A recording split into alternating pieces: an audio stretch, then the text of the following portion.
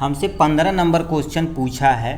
त्रिज्या 21 सेंटीमीटर वाले वृत्त का एक चाप केंद्र पर 30 अंश का कोण आंतरित करता है, तो चाप की लंबाई ज्ञात करिए।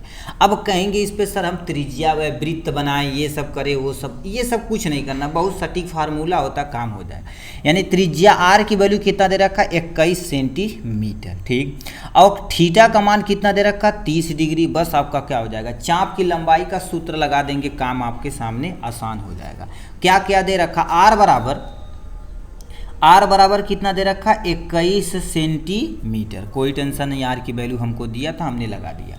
उसके बाद आपके सामने थीटा बराबर कितना दे रखा बाबू, 30 डिग्री दिया हुआ, कितना, 30 डिग्री दिया हुआ, ठीक। अब हम चाप की लंबाई का फार्मूला लगा देते हैं।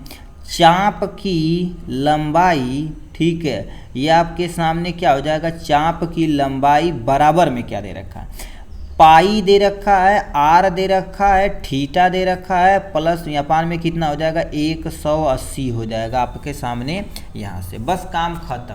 अब देखिए, पाई की वैल्यू नहीं दिया रहे तो आपको पाई की वैल्यू क्या मानना, 22/7 मानना है, ठीक है। यदि मान लेते ये कोई वैल्यू पॉइंट में रहे तो आप यहाँ पर क्या 3.14 भी मान सकते हैं, कोई टेंशन नहीं है।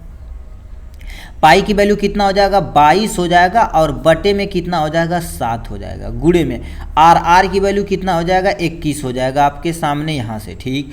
उसके बाद देखा जाए तो कितना दे रखा, गुणे में 180, तो 180 लिख दीजिए। और थीटा का मान कितना दे रखा, 30 डिग्री दे दिया है आपके सामने यहाँ से। काटिए पीटिए, कुछ कटेगा, ठीक है, तो काटिए पीटिए। ये तुम्हारे पास आर की वैल्यू 21 है जी, ठीक है। तो ये आपके काटने पीटने से देखा जाए तो ये 0 से 0 कैंसिल हो जाएगा, इससे काटा जाए तो 6 तिरिक 18 हो जाएगा, ठीक। यहाँ पर 6 कट गया, 7 तिरिक हमारे पास कितना हो जाएगा, 21 हो जाएगा आपके सामने यहाँ से। तो 22 गुणे में तुम्हारे पास 3 हो जाएगा, बटे में आपके सामने कितना हो जाएगा, 6 हो जाएगा। कुछ और काटिए पीटिए, देखिए कटता है, ठीक है। यहीं पर नहीं कि गोज गाँच के एकदम से क्या करिए, काचरा कर दीजिए। बट MCQ आप गोज गाँच के आंसर ला सकते हैं, बट 1 नंबर में यदि 2 नंबर में पूछे तो आपको ऐसे हल करना पड़ेगा।